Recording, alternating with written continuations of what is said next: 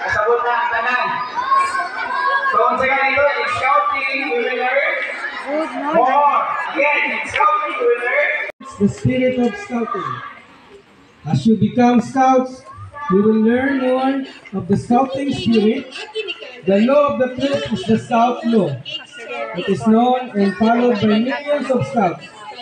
You will be learn and follow this law too. Galyawa Scouts, ready for life, okay? Galyawa Scouts! Galyawa Scouts! Congratulations! Okay, thank you, sir. Candidates, this shows our friendship for you.